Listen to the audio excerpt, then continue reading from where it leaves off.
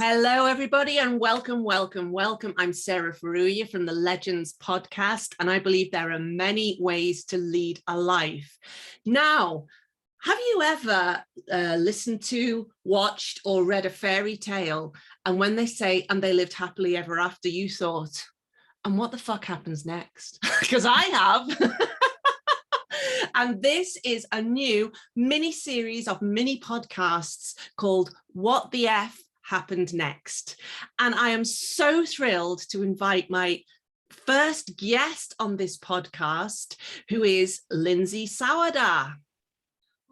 Hello. Hi, Lindsey, how are you doing? Very well, thank you. How are you? I'm great, thank you. So you may remember that 2 years ago, Lindsey's podcast, this very week, I think September the 25th, 2019, a different time, a different place, a different life, a different world even, was my legend.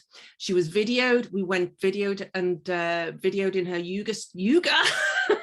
her yoga studio in Setagaya, where she has her Setagaya Yoga Studio. And many things have happened since then. So I wanted to catch up with Lindsey. So a quick recap of who Lindsey is. She is a yogi.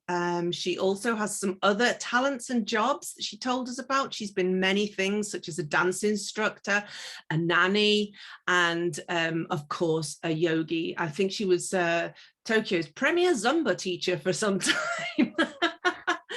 And she lived in a lovely old house with her old family house in Setagaya. And she'd lived there for many years with her husband and her young daughter. So I'm interested to know what the F happened next. And today is a very special day for Lindsey. But I'll let her tell you about that later.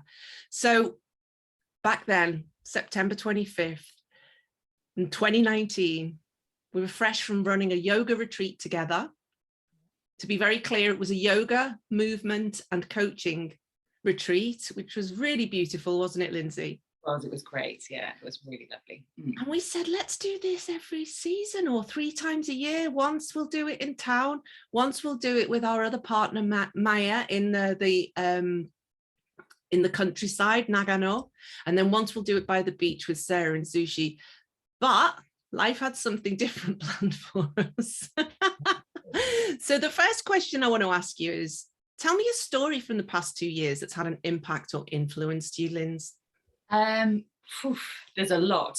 So let's start in that September. I'm not great with timelines, but I think the year before in the autumn, we'd had a massive typhoon. Mm-hmm. And I think, yeah, it must have been 2018. We'd had a massive typhoon. Someone's roof had blown off their house over the top of our house. And we got our neighbour to check our roof. And he's from his roof, his house was a little higher than ours. And he said, it's all fine. Don't worry about it. Yeah. But we thought it was our roof that had blown off and it hadn't. So all good.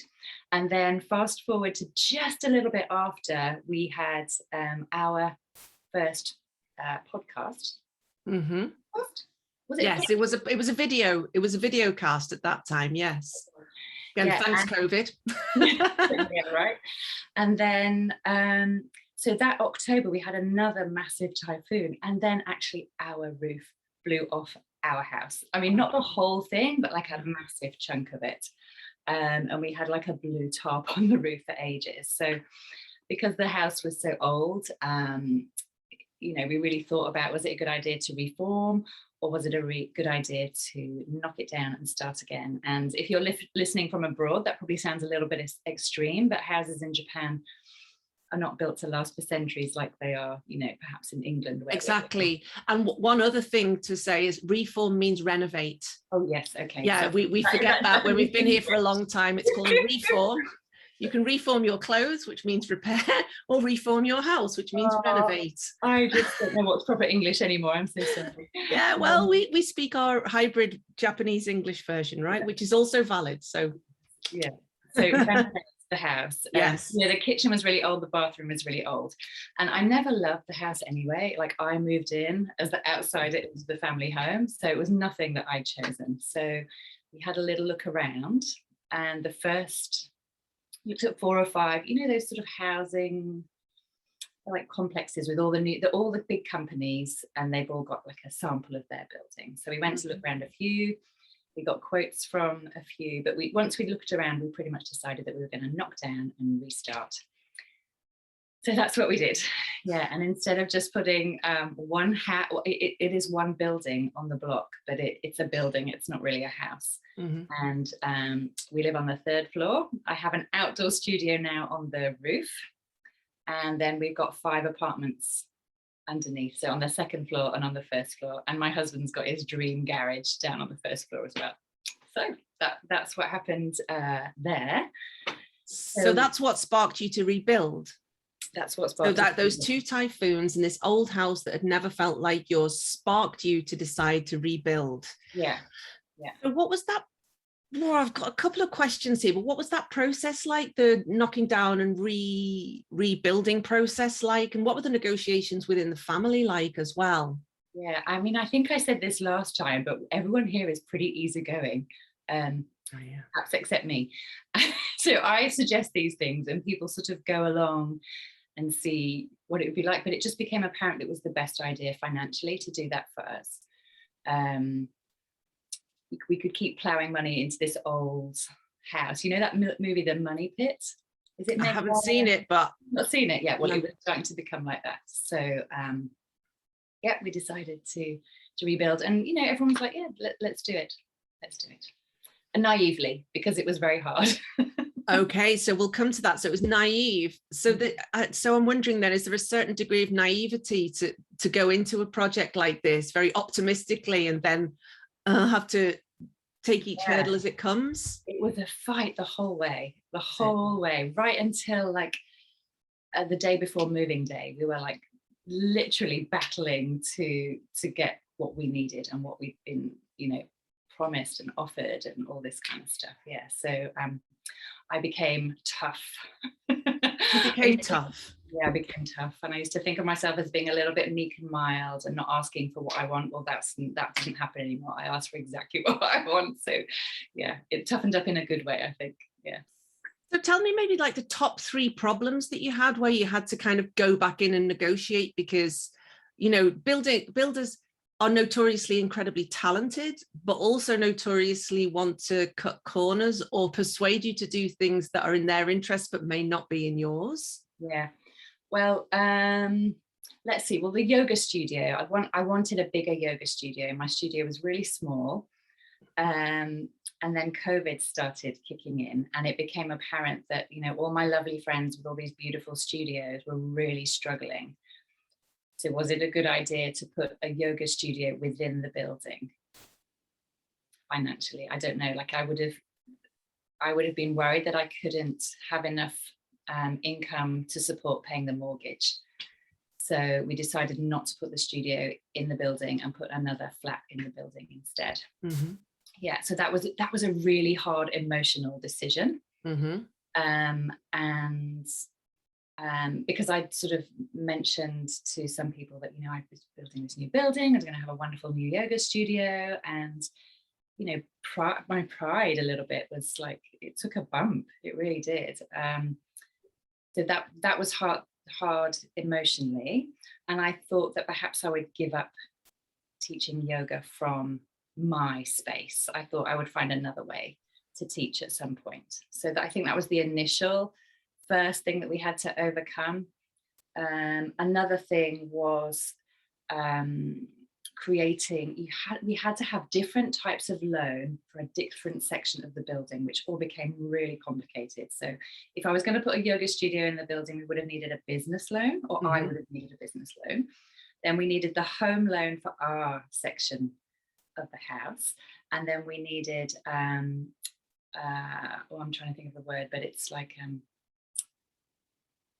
a loan to have flats in the building. What's the words I'm looking for? Rental or something like that. Landlord? No. Something like that. Yeah. Something along those lines. Yeah. So 3 separate loans. Liability? No. Okay. Buy to let. That was that. Buy to let. I see. Buy to let. Got it. We need 3 different loans if we were going to do all that within the building, and the banks would only give us 2. So that was another thing, like that also made it a little bit prohibitive to have the yoga studio in as well. But then COVID hit, and you know, it was all difficult like that. And then the third thing I think that really hit me was trying to get a loan from a bank. I mean, the loan's under my husband's name. Yeah.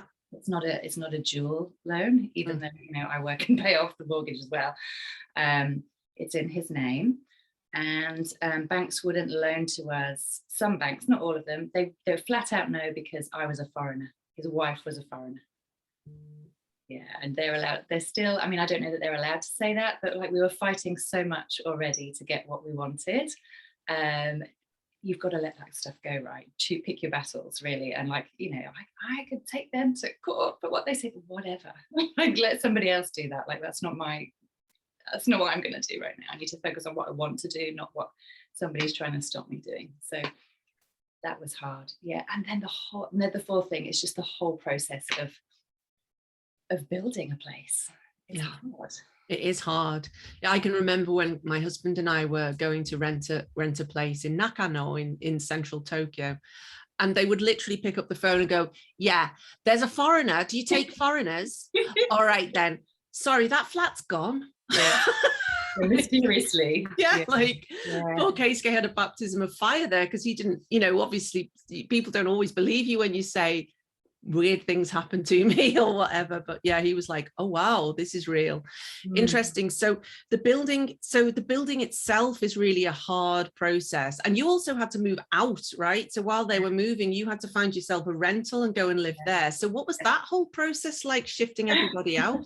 Well, I think nobody mentioned the foreigner there, because it just wasn't a good idea. But we had to talk about the cat, and the cat then became the problem for renting. Yeah, so we just found a little place. We looked at a few different places, but the first place we looked at was just 5 minutes away by the car, so I could come and keep checking on how the building process was going, which I really wanted to do. Yeah, and then just getting everything together, like, do you want this? Do you want this? And I'm quite organized, so I didn't have much to sort of sort through, but my family isn't necessarily like that. So it was a huge process for them to sort of go through things and let go. So you mean actually rifling through all the stuff that had accumulated in there? How many years was the house there? 50 years? Yeah. 50 years. And again, I just want to stress for the people who are listening here, that may seem like, what, you just demolish a 50-year-old house. But I think it's really important to understand the cultural context, or the climate context of Japan, is that basically most cities either are super damaged by a typhoon or an earthquake or a volcano.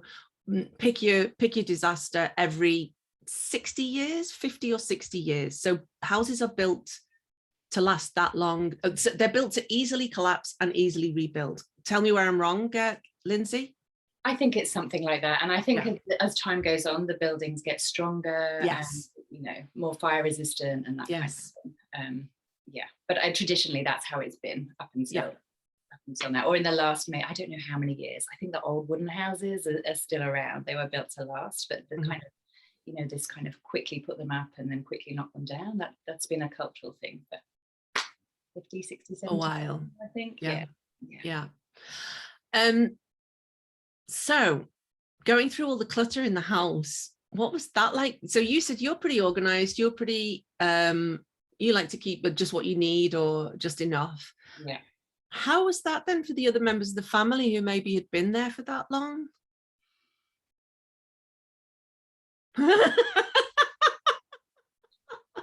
Hard, I think. Yeah. I mean, have you ever watched those Kondo Mario programs, or Marie Kondo, I think they call it. Like, the people find it really hard at the beginning. Oh yeah. Like, I did this to everybody. I set all their stuff out in the yoga studio, and I said, look, how many of the same turtleneck purple Uniqlo Heat Tech jumpers you have? And they're like, oh yeah, I don't need 25. I can have 6 or something like, or 7 each day of the week, you know? Yes. So it was a massive process, and one that I don't feel that they were perhaps able to do without me stepping in and setting everything out, so they were able to go through it. Yeah. But once you start, then I think the process gets faster. It's definitely a process, that, isn't it, Lindsay? If you think about like decluttering, I'm just kind of doing another round at the moment because I don't know where it comes from. Well, I do, but I get it. But like, it's like, where does it all come from? And then suddenly it's all filled up again. But most people have an Achilles heel. I don't know what yours is. Mine is jam jars. So I actually had my friend Sarah come round and help me to declutter the other week. And she opened the jam jar drawer and she goes, what are we going to do about this? And I just pushed it shut and said, that's none of your business. And we were in hysterics laughing because it just couldn't, like, I couldn't give away my jam jars at all. But other stuff is quite easy. But I had a stylist come and help me with my wardrobe about 12, 13 years ago. And that was a real revelation to me. But it took a mindset shift. It took a light to go on to be like, I really don't need to keep that Max Mara suit just because it's a Max Mara suit that got on sale. I don't wear it. It looks rubbish on me.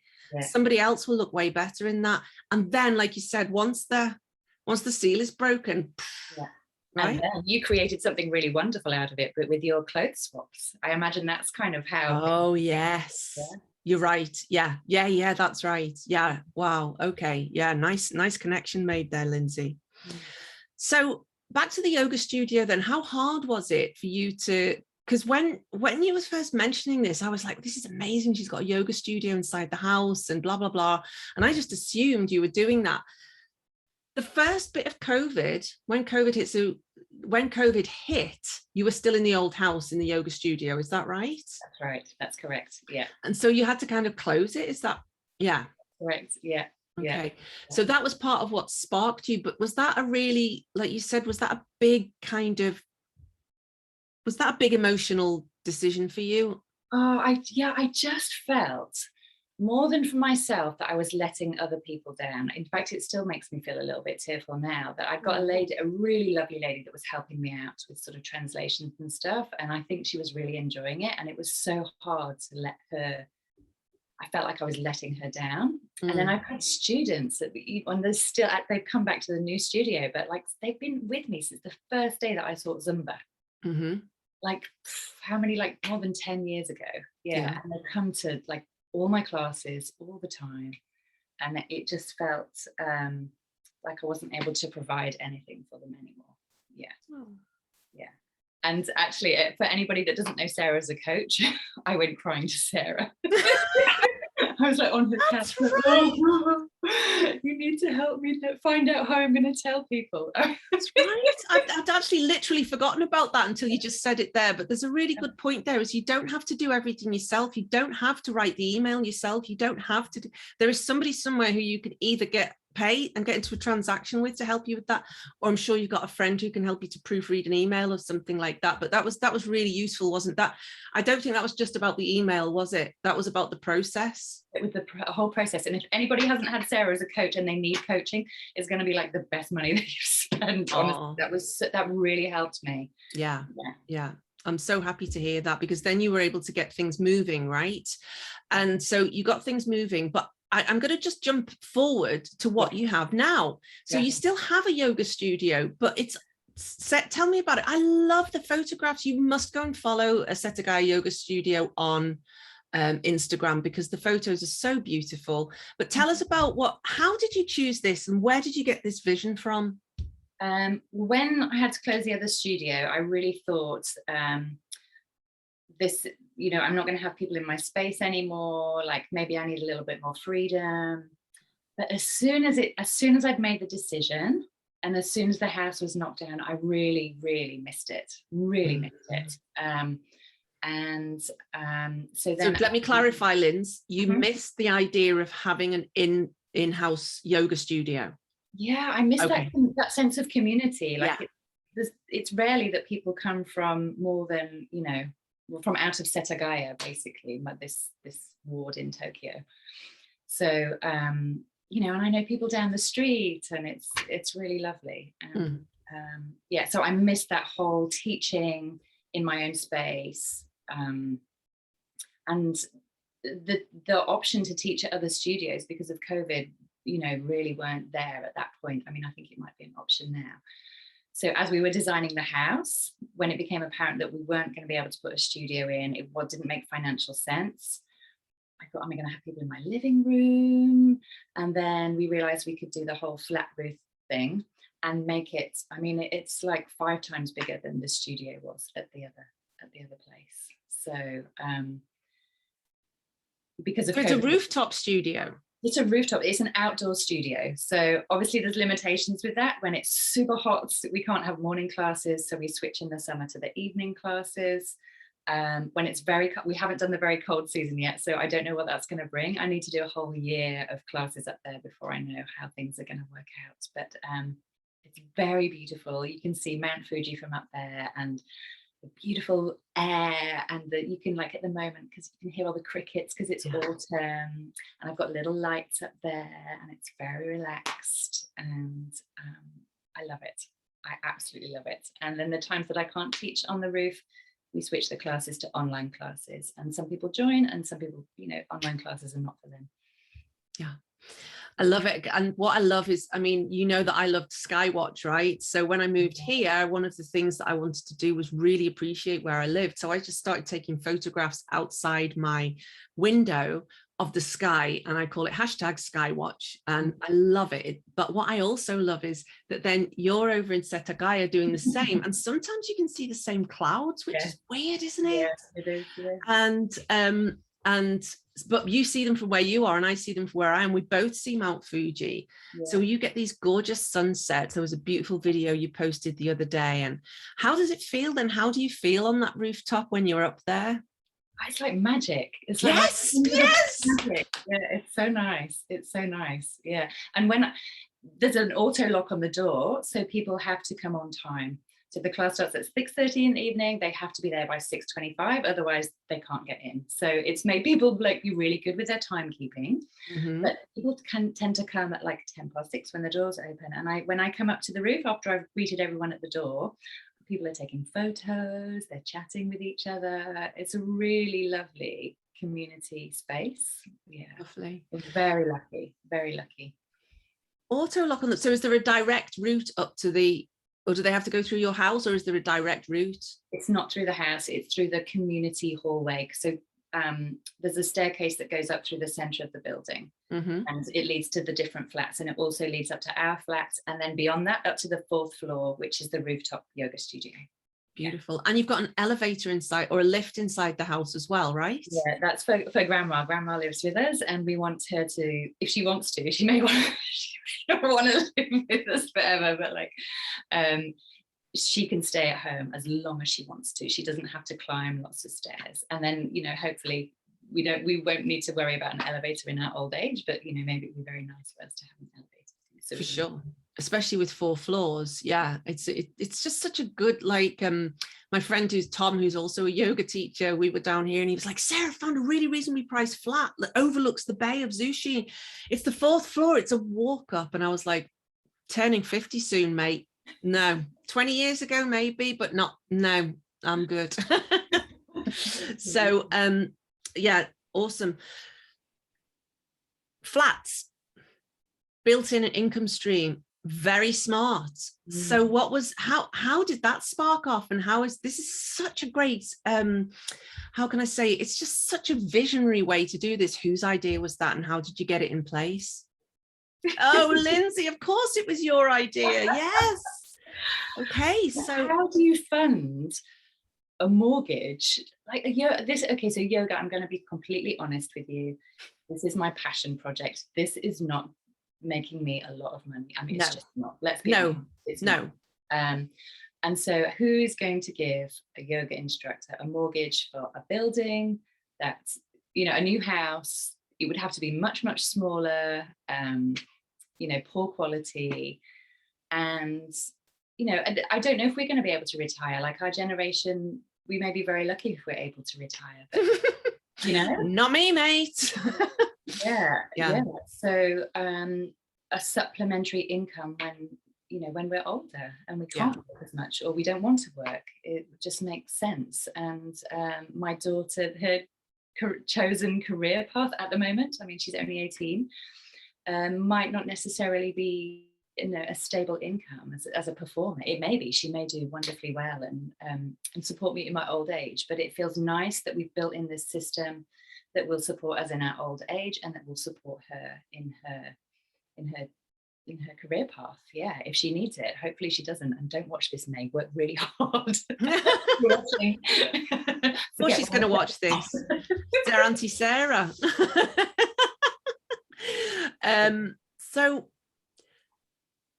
one more thing, like your house is so elegant. How did you choose all the furniture, and what's your kind of aesthetic? And it really is, it's lovely. It's so calming, really different aesthetic to mine. Yeah. So I'm very quiet at home, and going out into the city, I find quite overwhelming. So when I come home, I want everything to be very peaceful. I don't want a lot of stuff out. Honestly, my table doesn't usually look like that. I made it like look pretty with things on because but aesthetically pleasing. But it's very kind of like these kind of beigey, kind of very light blue colors. The furniture is all from our own old house, except very small items like these little black tables. I bought a couple of old pieces of furniture and I painted them. I thought I was going to buy a brand new dining table, but I didn't. We used our old one. Once we actually got it in, it looks perfect where it is. The sofa's the same one that I bought off one of those Facebook groups. I think it's an expensive sofa. We've had it for a long time. It's like a Beau Concept, I think. Oh yeah. Yeah, I think I bought it for like $300, and I've got a nice throw over it. We've got an old cat who vomits a lot, so like I'm not going to be buying a really expensive sofa for quite some time, or maybe ever.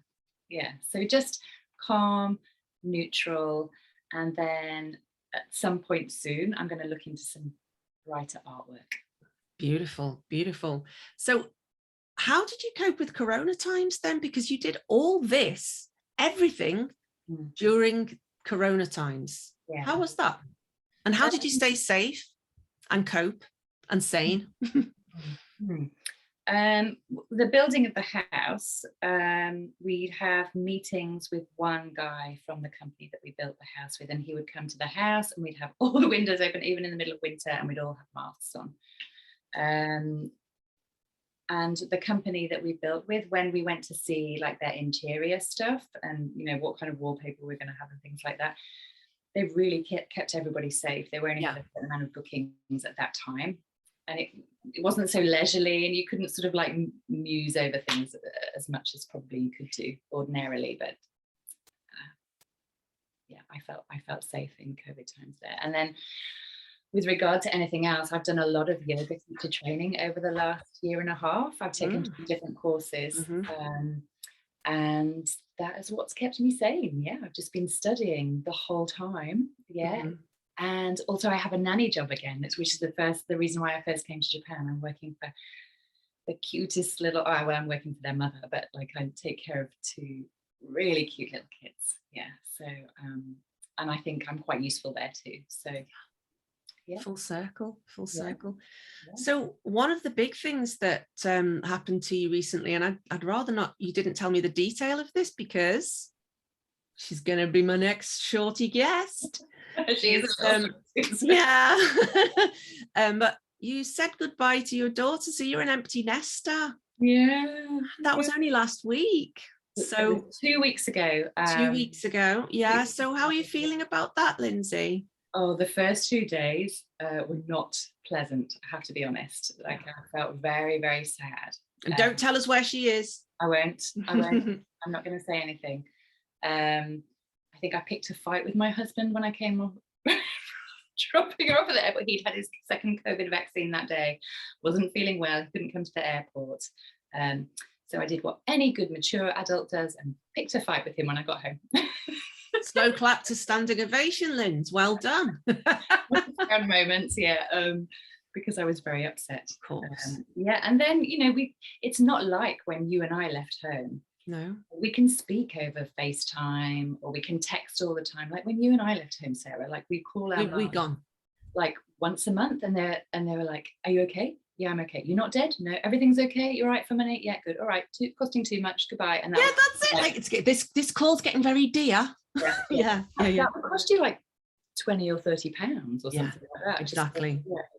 We don't have that anymore. So I can literally see her every day. But she at the beginning we spoke a lot, and now she's very settled and she's really enjoying what she's doing. So we don't speak as much. Yeah. But you two have a really nice relationship, is that right? Yeah, we do. We do. Yeah. Very close. Yeah. Yeah. Really, really close. You encouraged her in all her things in her career, and it's a big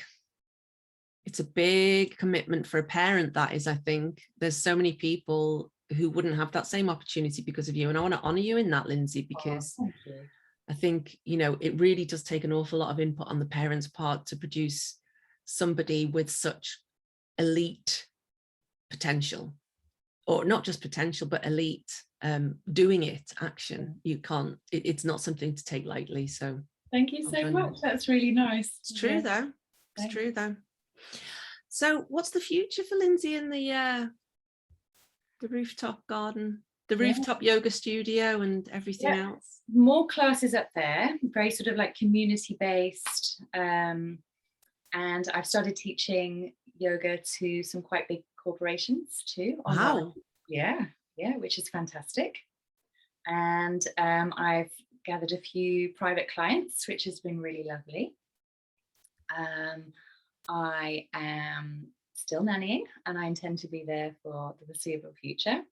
And I have another little project on the go to do with some yoga artwork that I've been doing. So it's a little bit of I'm not exactly sure how it's going to pan out yet, but it's kind of spiraling, and I'm talking to people about it already. So I've got goosebumps all over my body, because again, if you go to Lindsey's Instagram feed, you can see some of that artwork. I think it's absolutely beautiful and quite unexpected, actually.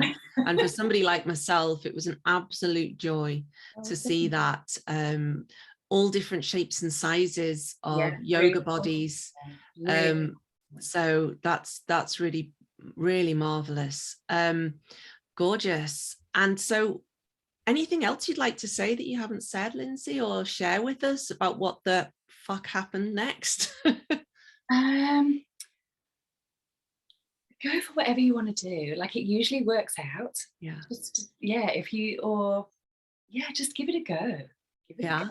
Yeah, I love that. Nike just got it perfect, and they just do it. Oh, I love it. And that's kind of my motto in life. Like, and I might have a little like wobble at the beginning, but then I just power through. And being somebody who was very conscious of what other people thought of me, I've kind of got over that now, which is, just through having these experiences and really having to be a woman and to stand up for myself. Oh, I love that. Be a woman, being a grown-ass woman, and stand up for yourself especially when you're negotiating with lots of dudes about a house, right? Yeah. Incredible. Now, there's one more thing that I want to just say before I ask my final question, which is congratulations, because today, tell us what happened. You've been up since 4 a.m. I know that, but you look amazing and fresh-faced. And I've got a lot of makeup on. Like that with the concealer. Hey.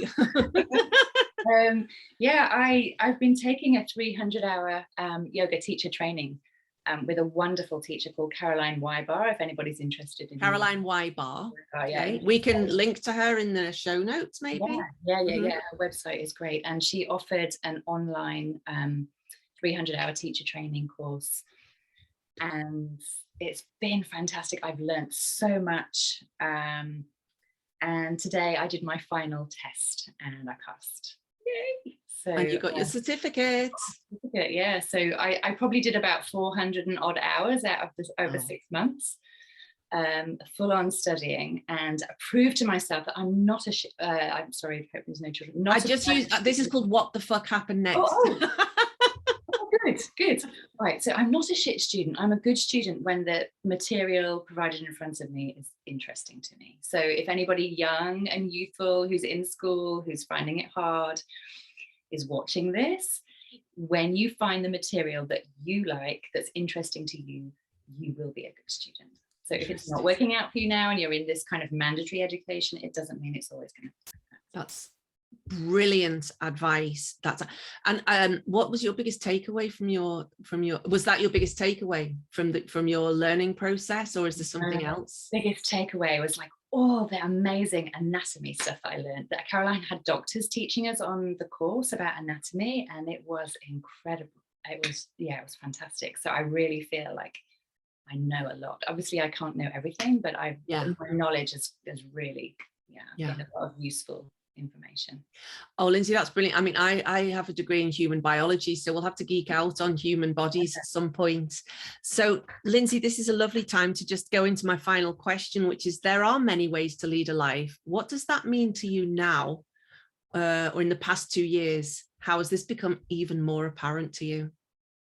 I mean, just everything that I said. Like, who would have thought that I'd be sat in my lovely, cozy bedroom in my brand new house, not worried about what my future holds particularly. You know, there's all, you can overthink things, and I never thought that I would be here, I don't think. I always thought that perhaps I'd be struggling a little bit more, and it doesn't always have to be like that. If you make some choices, then some good choices, then your life doesn't have to be difficult all the time. Yeah, it's amazing that you've started nannying again as well, which is like a really full circle moment, isn't it? Yeah. Lindsey, thank you. This has been really wonderful to take us on this journey since we spoke to you 2 years ago, when who knew? I mean, obviously this virus was bubbling under the surface somewhere, wherever it started from at that point, and then became apparent 4 months later. We had no idea what was going to happen then, but you have taken this opportunity and turned it into something really, really incredible. And that's not everybody's path or journey over this time, and that's fine. It's just there's an element of fortune to all of this. What happens to it, what happens next? Like, there was an element of fortune that I took my business online 3 years ago, and you know, building this house and building your negotiation muscles through that, making decisions, changing your mind, not worrying too much about what people think about you, but always being generous. So being lovingly concerned about your students and clients, but not worrying about what the builders are going to think of you if you ask them to adjust something or tell them they're not doing things to your specifications. Really good difference to make there. And then choosing during this time of kind of slightly downer time, when we have much more time on our hands at home, to do this 300 hours yoga training. What an absolute treat. And then finding out that you are a good student and that anybody can do it if they really want to. And of course, human anatomy, which is such an important part to have, you know, professionals in to talk about the body. And that brings such an amazing layer to your practice. Lindsey, thank you so much. This has been incredible. Next week, I'll be talking to somebody from Abu Dhabi. And then the week after that, I'm sorry, not next week, next podcast will be somebody in Abu Dhabi. And then after that will be your beautiful daughter, May, telling us what the fuck happened next. So thanks, Lindsey. Thank you so much. Thanks. Bye. So everybody, that's Lindsey over there, and this was such a treat to talk to her about what happened next. I believe there are many ways to lead a life, and everybody has stories, and they're not fairy tales where they all live happily ever after. What happens is something comes after the initial story, and I'm so interested to find out what those things are. And I thank Lindsey for being my first guest on this mini podcast, on this mini series. Thanks again, Lindsey. Bye.